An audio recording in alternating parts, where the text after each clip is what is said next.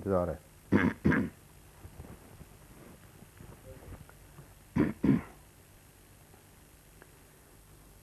اشہد ان لا الہ الا اللہ وحدہ لا شریک لہ واشہد ان محمدا عبدہ ورسولہ. زمانے کی امامت کو زمانے کا امام آیا، محمد کی غلامی میں محمد کا غلام آیا. خاتم الانبیاء حضرت محمد مصطفیٰ احمد مجتبی صلی اللہ علیہ وسلم کے غلام اور ہمارے امام بانی جماعت احمدیہ مسیح موعود و مہدی مسعود کے ایمان افروز اور روح پرور ملفوظات. 18 نومبر سن 1901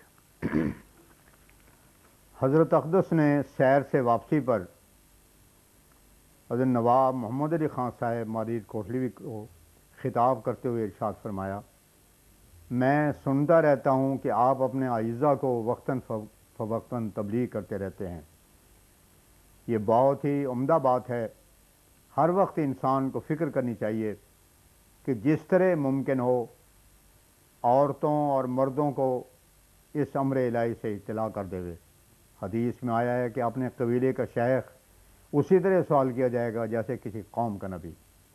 خیر جو موقع مل سکے اسے کھونا نہیں چاہیے. زندگی کا کچھ اعتبار نہیں ہوتا.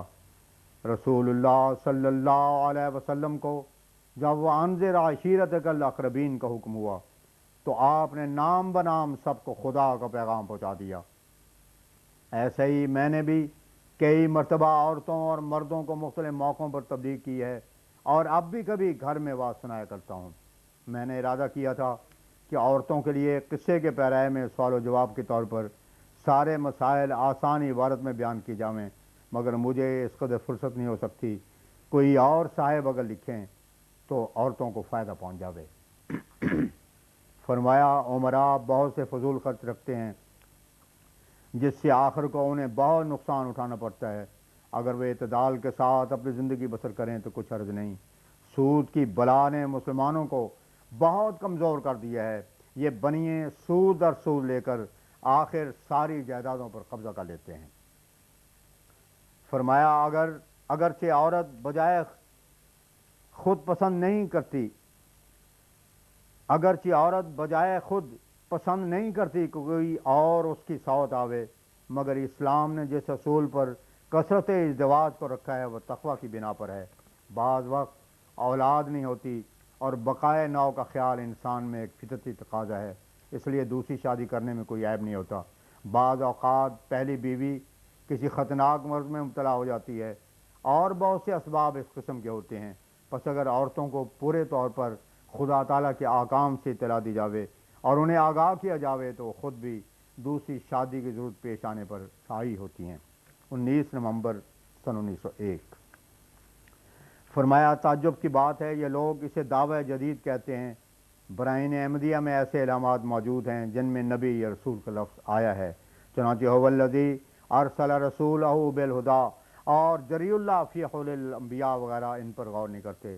اور پھر افسوس یہ نہیں سمجھتے کہ ختم نبوت کی مور مسیح اسرائیلی کے آنے سے ٹوٹتی ہے یا خود محمد مصطفیٰ صلی اللہ علیہ وسلم کے آنے سے. ختم نبوت کا انکار وہ لوگ کرتے ہیں جو مسیح اسرائیلی کو آسمان سے اتارتے ہیں، اور ہمارے نزدیک تو کوئی دوسرا آیا ہی نہیں، نہ نیا نبی نہ پرانا، بلکہ خود محمد رسول اللہ صلی اللہ علیہ وسلم کی چادر دوسرے کو پہنائی گئی ہے اور وہ خود ہی آئے ہیں. کیا اگر ایک شیشے میں حافظ صاحب اپنی تصویر دیکھیں تو کیا عورتوں کو پردہ کر لینا چاہیے کہ یہ کون غیر محرم گھس آیا ہے؟ پھر فرمایا انبیاء علیہ السلام کے آنے کے وقت لوگوں کے حالات دو قسم کے ہوتے ہیں. وہ اشتہارات کو حقیقت پر معمول کرنا چاہتے ہیں اور حقیقت کو اشتہارہ بنانا چاہتے ہیں. یہی مصیبت اب ان کو پیش آئی ہے. یہ کوئی ایسا دجال دیکھنا چاہتے ہیں جس کی آنکھ در حقیقت باہر نکلی ہوئی ہو اور پورے 70 گز کا اس کا گدھا ہو اور آسمان سے حضرت عیسیٰ کبوتر کی طرح منڈلاتے ہوئے اتریں. یہ کبھی ہونا ہی نہ تھا. یہودیوں کو بھی حضرت عیسیٰ کے وقت یہی مصیبت پیش آئی. وہ بھی یہی سمجھے بیٹھے تھے کہ مسیح سے پہلے، جیسا کہ ملاکی نبی کی کتاب میں لکھا ہے، آسمان سے ایلیا اترے گا، چنانچہ جب مسیح آیا تو انہوں نے یہی اعتراض کیا، مگر مسیح نے ان کو جواب میں یہی کہا کہ ایلیا آ چکا اور وہ یہی یحییٰ بن زکریا ہے۔ یہودی سمجھتے تھے کہ خود ایلیا آئے گا، اس لیے وہ منکر ہو گئے۔ چنانچہ ایک یہودی کی کتاب میں نے منگوائی تھی، اس میں وہ صاف لکھتا ہے کہ اگر خدا تعالیٰ ہم سے مواخذہ کرے گا تو ہم ملاکی نبی کی کتاب کھول کر رکھ دیں گے کہ اس میں تو صاف لکھا ہوا ہے کہ ایلیا پہلے آسمان سے آئے گا، یہ کہاں لکھا ہے کہ وہ یہی ہوگا؟ اب ہمارا دعویٰ تو حضرت مسیح کی ہائی کورٹ سے فیصلہ ہو گیا کہ جس کے دوبارہ آنے کا وعدہ ہوتا ہے، اس کی آمد ثانی کا یہ رنگ ہوتا ہے کہ اس کے خوبو اور خواص پر کوئی دوسرا آتا ہے۔ یہی دھوکہ اور غلطی ہمارے علماء کو لگی ہے، یہ اصل میں ایک استعارہ ہے جس کو انہوں نے حقیقت پر حمل کر لیا ہے، ایسے ہی دجال اور اس کے دوسرے لوازمات کو حقیقت بنا لیا ہے۔ عیسائیوں نے بھی یہی دھوکہ کھایا۔ حضرت عیسیٰ نے اپنے بعد فارخلید کے آنے کی پیشگوئی کی تھی، عیسائیوں نے روح القدس مراد لی، حالانکہ اس سے رسول اللہ صلی اللہ علیہ وسلم مراد تھے۔ یہ لفظ فارخلید فارق اور لید سے مرکب ہے۔ لید شیطان کو کہتے ہیں اور فارق کے معنی ہیں جدا کرنے والا، یعنی شیطان کو جدا کرنے والا۔ غرض یہ بہت خطرناک غلطی ہے جو انبیاء علیہ السلام کی بعثت کے وقت لوگ کہتے ہیں کہ استعارات کو حقیقت پر اور حقیقت کو استعارات پر معمول کر لیتے ہیں۔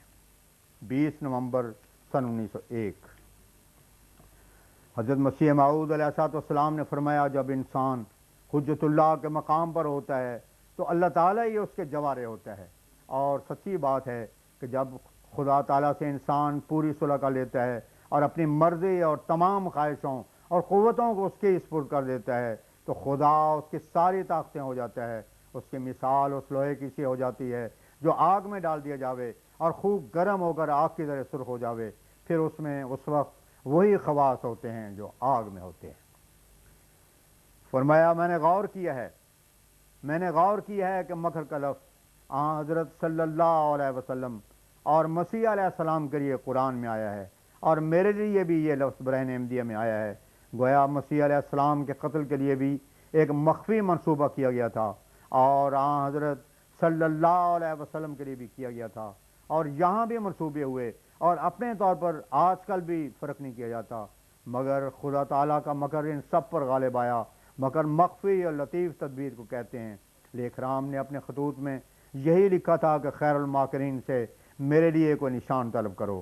جب خدا تعالیٰ باریک اسباب سے مجرم کو ہلاک یا ذلیل کرتا ہے اور اپنے بندے کو جو راست باز ہوتا ہے دشمن کے منصوبوں اور شرارتوں سے محفوظ رکھتا ہے، اس وقت اس کا نام خیر الماکرین بیان کیا جاتا ہے۔